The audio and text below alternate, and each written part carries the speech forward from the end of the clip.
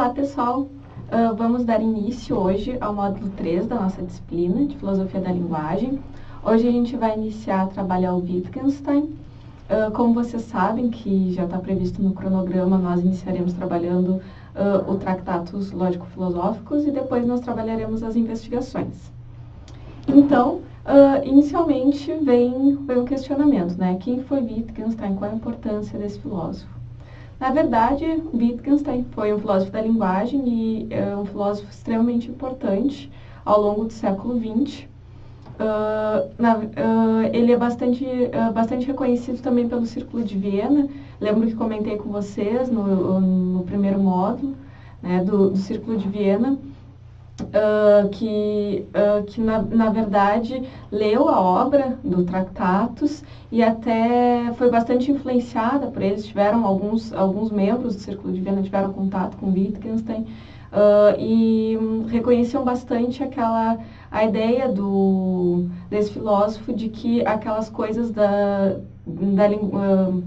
linguagem relacionadas à metafísica, à ética e à estética são coisas sem sentido, das quais nós não podemos falar. O Tratatus também é importante a gente ver qual o propósito dele, e na verdade o objetivo ali seria mostrar que na verdade a linguagem cria determinados monstros que nós tomamos como problemas filosóficos.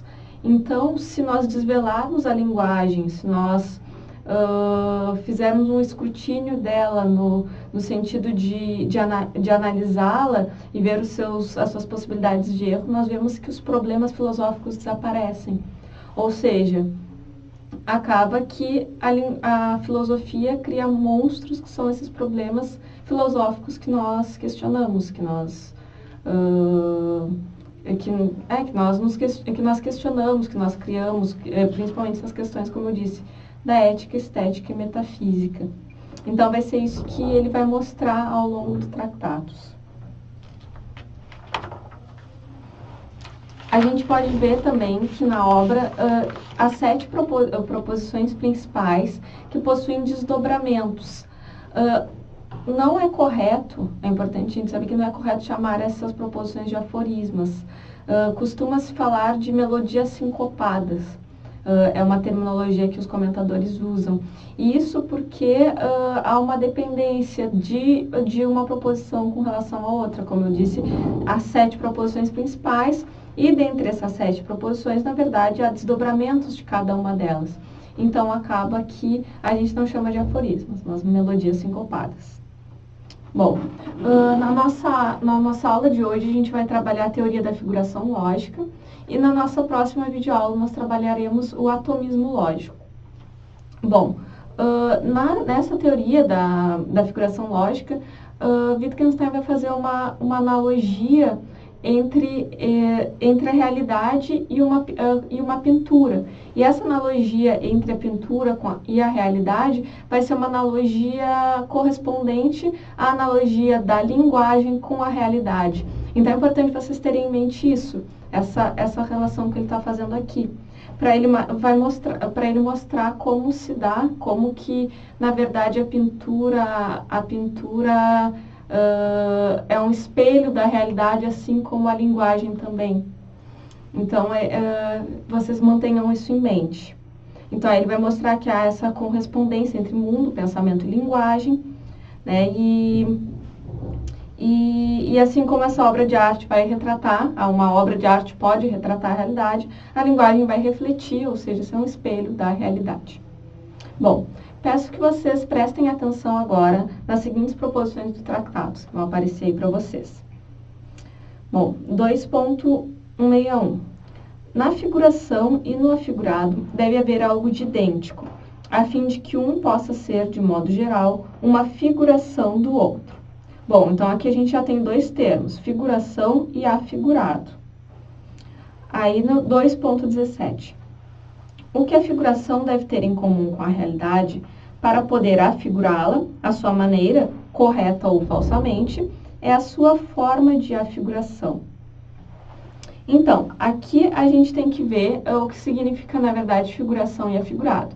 A gente tem a definição de que a figuração vai ser aquilo que vai representar, pintar a realidade, e afigurado vai ser aquilo que vai ser pintado, né, representado, ou seja, a própria realidade. Então é importante vocês terem essa diferença entre figuração e algo afigurado. Afigurado vocês até pensam em pintado, representado, né, que eu acho que fica mais fácil de vocês, para vocês não se confundirem. Tá? Então, agora eu peço que vocês vejam, prestem atenção nessa obra do Van Gogh que vai aparecer para vocês, que é o Quarto em Arles. É uma obra bastante famosa, que pinta, na verdade, pinta um quarto em que Van Gogh esteve por um tempo. É até interessante que esse quarto foi preservado do jeito que está na pintura, ele é aberto à visitação, inclusive até hoje, então ele permanece existindo na realidade, não como pintura. Também como pintura, mas ele existe também na realidade. Bom, então é interessante essa analogia, né, entre a pintura e a realidade, e vocês pensando nesse Quarto em Arles, que para nós entendermos essas proposições que eu li para vocês agora, a gente tem que pensar no seguinte: para que essa obra possa ter sido pintada por Van Gogh, quando ele criou a pintura, ele pensou em fazer uma representação. Para fazer essa representação, ele precisou de tintas determinadas, né? E ele precisou utilizar a técnica dele de uma determinada maneira. Ele teve que, para fazer a reprodução, pensar no que ele estava vendo na posição dos móveis, por exemplo, e representar isso da mesma maneira na realidade, na pintura. Ele teve que ordenar a tinta, ordenar a pintura dele de forma que ela se tornasse uma representação daquilo que ele estava vendo, que era o próprio quarto. Se ele pegasse simplesmente aquelas tintas e atirasse na tela, ela não formaria nada. Embora tivesse o mesmo material, digamos, não haveria uma representação. Ou seja, ele necessitava fazer uma pintura, ele necessitava fazer isso de modo ordenado, de modo estruturado, ou ainda de modo lógico. Deveria organizar a pintura, a ordem dos elementos de modo lógico. Bom, pensando nesse tipo de representação, a gente chega à ideia uma das ideias que Wittgenstein quer passar com essa proposição, com aquelas proposições que eu li para vocês, da ideia de que, na verdade, toda pintura é lógica. Na verdade, toda pintura é lógica porque ela precisa ser feita com ordenamento. E se nós pensarmos que toda pintura que pinta algo na realidade é lógica, ele está falando também que toda linguagem é lógica. Toda linguagem precisa de uma estruturação para poder representar a realidade. E ele vai dizer que o que permite com que a pintura seja lógica é o fato de que ela possui forma lógica. Então, ele vai dizer que, na verdade, essa forma lógica, que é o que ele chama de forma de afiguração, que é o que nós lemos aqui na passagem. Vocês vejam novamente aqui no 2.17. O que a figuração deve ter em comum com a realidade para poder afigurá-la à sua maneira, correta ou incorreta, correta ou falsamente, é a sua forma de afiguração. Então, a forma de afiguração é o que há de comum entre, o que permite com que possa ser feita uma afiguração da realidade. É o que há de comum entre a pintura e a realidade, ou aqui no caso, que é o que nos interessa, na verdade, entre a linguagem e a realidade, é a forma de afiguração. Então, pelo fato de uma pintura ter forma lógica, que é essa forma de afiguração, existirá a possibilidade de representação de algo na realidade. Então, o que faz o elo entre uma pintura, entre uma representação e algo que existe, é essa forma, certo?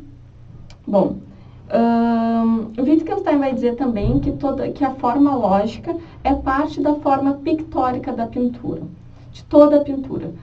Afinal de contas, ele vai dizer assim, ele vai dizer que basicamente que a forma pictórica seria esse todo, e ela vai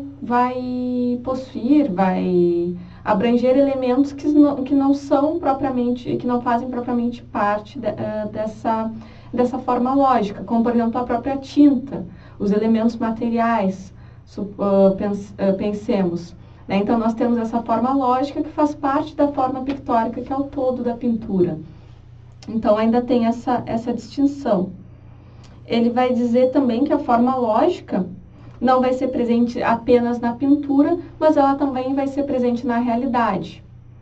Porque a gente precisa, porque como nós dissemos, é o que há em comum entre a realidade e a pintura, essa forma lógica. Então, ela não é presente apenas na pintura. Mas, na realidade, ele vai dizer que essa forma lógica é chamada de forma da realidade. Certo?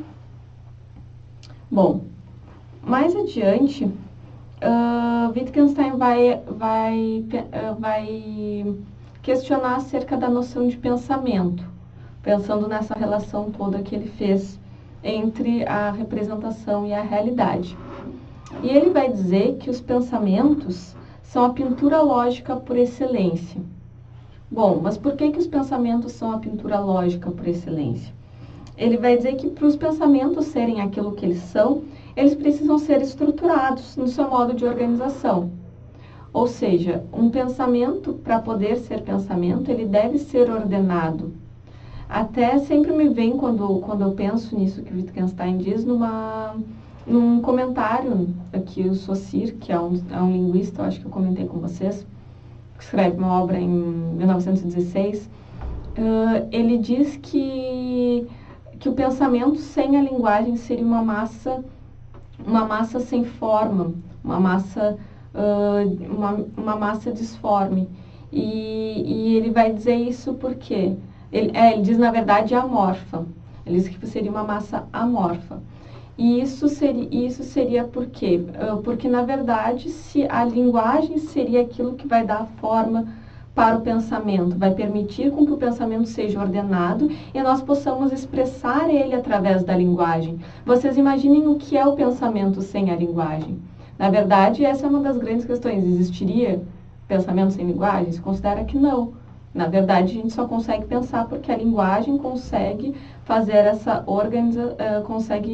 nós possuímos a linguagem que nos permite organizar isso que nós chamamos de pensamento, certo?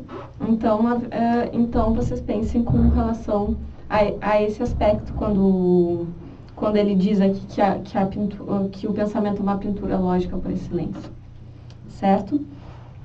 Bom, ainda ele vai dizer com relação ao pensamento que a forma lógica, que para ele vai ser entendida como a própria lógica, aqui, é o todo da forma pictórica.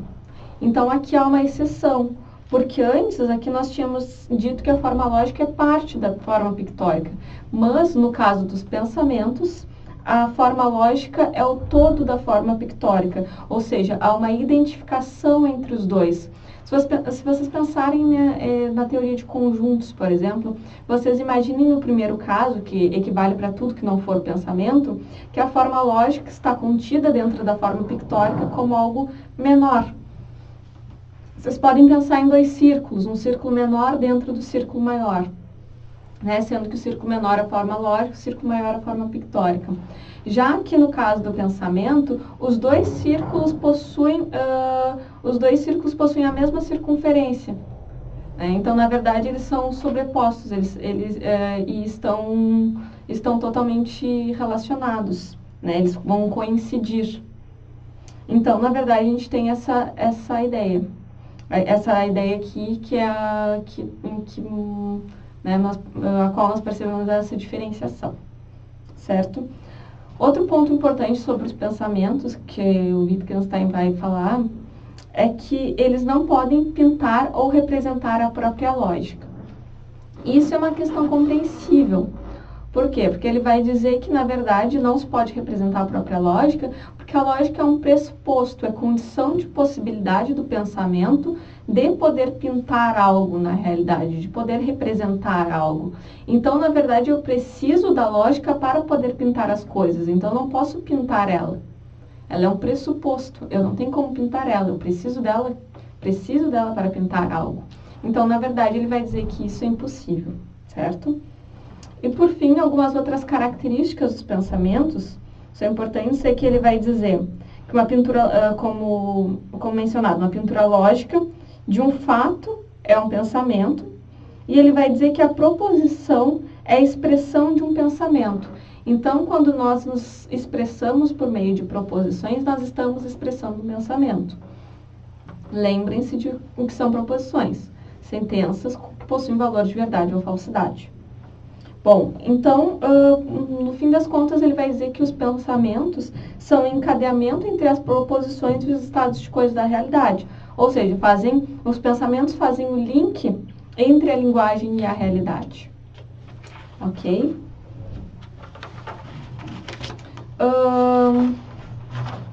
Então, pessoal, com relação ao que nós tínhamos para tratar acerca da noção aqui da teoria da figuração lógica, é importante, até coloco de novo essas proposições que nós trabalhamos, e é importante que vocês tenham elas em mente, as relações e o intuito do Wittgenstein aqui, que é simplesmente mostrar que, na verdade, a linguagem é um espelho da realidade. A gente vai ver agora, na nossa próxima aula, essa relação de que há um paralelismo entre linguagem e mundo. E é algo que Wittgenstein vai explorar um pouquinho mais aqui quando a gente trabalhar o atomismo lógico, certo? Eu espero que tenha ficado claro que nós trabalhamos hoje. Qualquer coisa vocês podem entrar em contato conosco e desejo bons estudos a vocês. Abraço!